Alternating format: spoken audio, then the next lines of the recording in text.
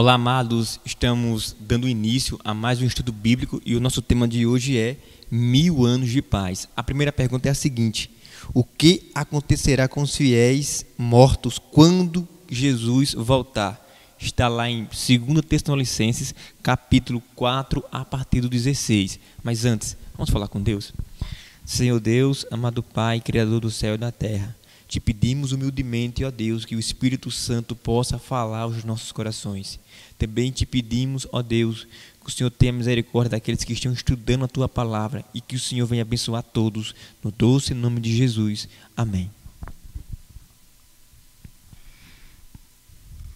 Porquanto o Senhor mesmo dá da sua palavra de ordem, ouvida a voz do arcanjo e ressoada a trombeta de Deus, descerá dos céus e os mortos em Cristo ressuscitarão primeiro. Depois nós, os vivos, os que ficarmos, seremos arrebatados juntamente com eles, entre nuvens, para o encontro do Senhor nos ares, e assim estaremos para sempre com o Senhor. Eu gostaria de dizer uma verdade para você que está nos assistindo. Sabe a morte? A morte não é o fim. Por ocasião da segunda vinda de Cristo, todos aqueles que foram fiéis e que estão nos túmulos hoje sepultados, que estão no pó da terra, todos os fiéis serão ressuscitados para viver com Cristo a eternidade.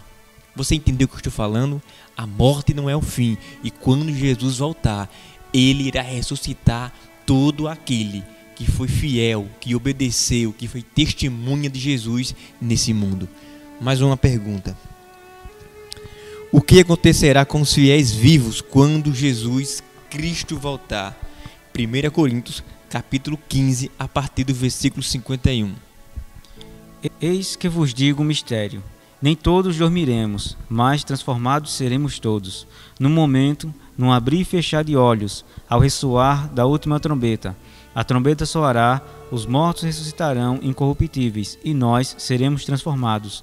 Porque é necessário que este corpo corruptível se revista da incorruptibilidade, e que o corpo mortal se revista da imortalidade. E quando este corpo corruptível se revestir da incorruptibilidade, e o que é mortal se revestir da imortalidade, então se cumprirá a palavra que está escrita: tragada foi a morte pela vitória. Irmãos, os mortos serão ressuscitados para a eternidade, e os vivos serão transformados de um corpo mortal para um corpo imortal, um corpo que não adoece, um corpo que não envelhece, um corpo que não sofre, um corpo que não morre. Os vivos serão transformados e os mortos serão ressuscitados. Veja que bênção, que maravilha Jesus Cristo está nos oferecendo. Você entendeu? Essa é a recompensa daqueles que buscarem hoje uma vida de entrega, uma vida de obediência a Cristo. Vamos para mais uma pergunta: o que acontecerá com os ímpios vivos quando Jesus Cristo voltar? Apocalipse 6, a partir do versículo 16. E disseram aos montes e aos rochedos: caiam sobre nós e esconder-nos da face daquele que se assenta no trono e da ira do Cordeiro, porque chegou o grande dia da ira deles, e quem é que pode suster-se? Irmãos, naquele dia quando Jesus voltar, todos aqueles que rejeitaram a salvação, que rejeitaram o sacrifício de Cristo, vão fugir. Eles estarão apavorados, eles estarão aterrorizados, porque rejeitaram a Deus, rejeitaram a Cristo. Irmão, será um dia de angústia, de sofrimento e de tristeza, de dor. Os ímpios aqui significam os perdidos, aqueles que rejeitaram o chamado de Cristo, o apelo do Espírito Santo para uma vida de santidade. Essas pessoas vão desejar a morte, vão fugir da presença de Cristo e todos serão mortos porque rejeitaram a vida e escolheram a morte. Mais uma pergunta: o que acontecerá com os ímpios mortos quando Jesus Cristo voltar? Os restantes dos mortos não reviveram até que se completassem os 1000 anos.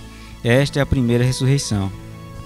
Diferentemente dos mortos, quando salvos, que quando Cristo volta serão ressuscitados, os ímpios, os perdidos, continuarão dormindo, continuarão mortos.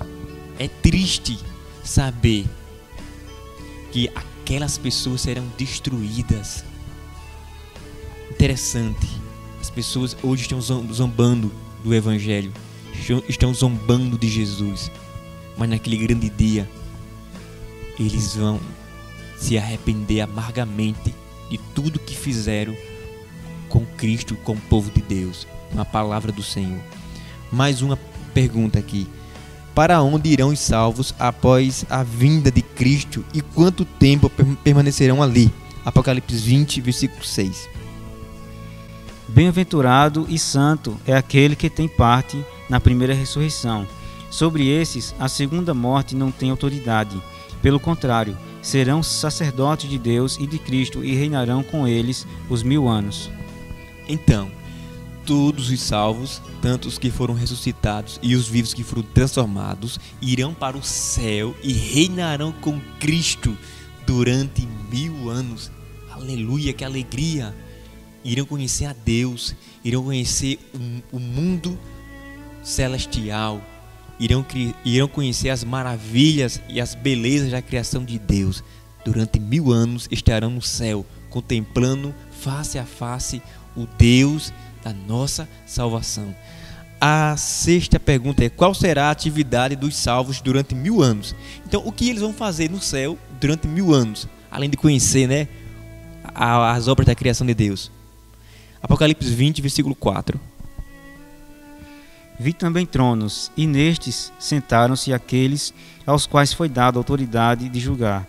Vi ainda as almas dos decapitados por causa do testemunho de Jesus, bem como por causa da palavra de Deus, tantos quantos não adoraram a besta, nem tampouco a sua imagem, e não receberam a marca na fronte e na mão, e viveram e reinarão com Cristo durante 1000 anos.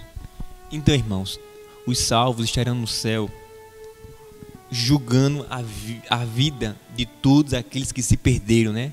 Os ímpios perdidos. E durante esses 1000 anos, Deus vai prestar conta de todos aqueles que não estão ali salvos, começando por Satanás e seus anjos, a todos os seres humanos que se perderam. Então, durante 1000 anos, Deus vai mostrar porque foi que eles não estão ali. É triste saber disso, mas nosso Deus é um Deus maravilhoso, um Deus justo. E Deus vai mostrar aqui, meus filhos, eles não estão aqui porque eles rejeitaram a salvação, rejeitaram a Cristo. É por isso que eles não estão aqui hoje. Então, durante 1000 anos, o povo de Deus irá conhecer, irá estudar, porque Deus vai mostrar para eles, né, através de estudos das vidas deles, porque foi que eles se perderam, né, os ímpios. Sétima pergunta: como a terra ficará durante os 1000 anos? Jeremias 4, a partir do versículo 23. Olhei para a terra, e ei-la sem forma e vazia, para os céus, e não tinha luz. Olhei para os montes, e eis que tremiam, e todos os outeiros estremeciam. Olhei, e eis que não havia homem nenhum, e todas as aves dos céus haviam fugido. Olhei ainda, e eis que a terra fértil era um deserto, e todas as suas cidades estavam derribadas diante do Senhor, diante do furor da sua ira. Então, irmãos, a terra vai estar completamente desolada e vazia. Em outras palavras, a terra vai estar toda destruída. Porque quando Cristo voltar, haverá um terremoto sem tamanho, sem dimensão, que vai destruir todas as coisas que existem sobre a face da terra. Então a terra vai estar destruída. Os corpos daqueles que rejeitaram a Cristo estarão no chão. Então a terra vai estar totalmente destruída durante esses 1000 anos. Sem o sol, estará na escuridão. Então a gente tem que perceber para onde nós iremos naquele dia. Hoje você pode escolher estar no céu com Deus ou nessa terra morto. É a sétima? Não, a última pergunta. Quem ficará na terra durante os 1000 anos? Então vi descer do céu um anjo. Tinha na mão a chave do abismo e uma grande corrente. Ele segurou o dragão e a antiga serpente, que é o diabo, Satanás, e o prendeu por 1000 anos. Lançou-o no abismo e fechou e pôs selo sobre ele, para que não mais enganasse as nações até se completassem os 1000 anos. Depois disso é necessário que ele seja solto por um tempo. Então, essa prisão de Satanás aqui na terra é algo simbólico. O que isso significa? Satanás estará preso aqui na terra, ele não vai poder mais sair do planeta e também ele não vai ter a quem tentar. Então durante 1000 anos só vai ter cadáveres sobre a face da terra. Então Satanás estará preso porque ele não mais terá, ele não vai ter ninguém mais para ele tentar. Ele não vai ter ninguém mais para ele iludir, enganar. Você está entendendo? Durante 1000 anos essa será a prisão do diabo, né? Não ter a quem tentar. Mais uma pergunta aqui, que é a nona. O que ocorrerá no final dos 1000 anos? Apocalipse 20, a partir do versículo 6. Bem-aventurado e santo é aquele que tem parte na primeira ressurreição. Sobre esses a segunda morte não tem autoridade.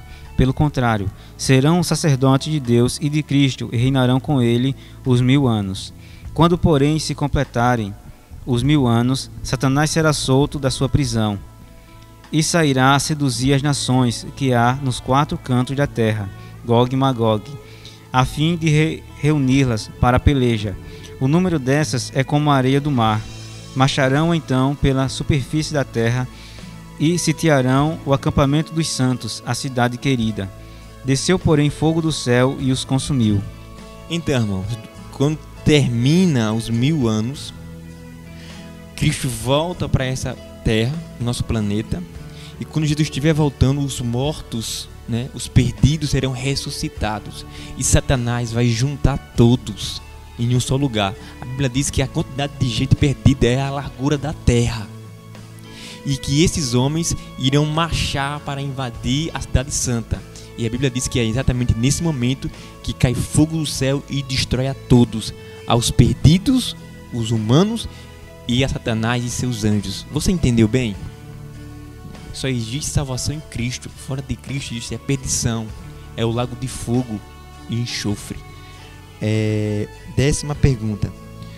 O que Jesus fará depois que a terra for purificada pelo fogo? Apocalipse 21, versículo a partir do 1.